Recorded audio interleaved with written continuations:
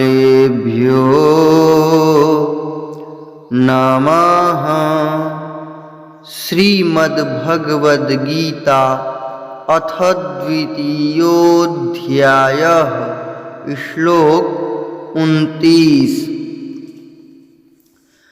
आश्चर्यवत् पश्यति कश्चिदेनामाश्चर्यवद्वदति तथैव चान्यः आश्चर्यवच्चैनमन्यः शृणोति श्रुत्वाप्येनं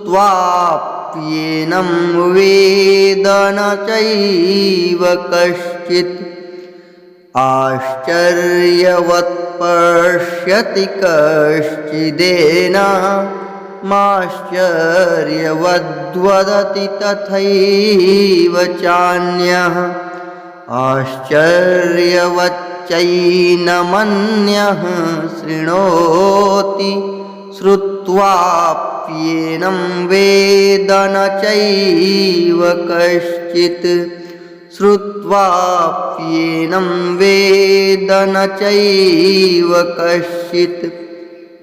अर्थ: कोई एक महापुरुष ही इस आत्मा को आश्चर्य की भांति देखता है और वैसे ही दूसरा कोई महापुरुष ही इसके तत्व का आश्चर्य की भांति वर्णन करता है तथा दूसरा कोई अधिकारी पुरुष ही इसे आश्चर्य की भांति सुनता है और कोई कोई तो सुनकर भी इसको नहीं जानता।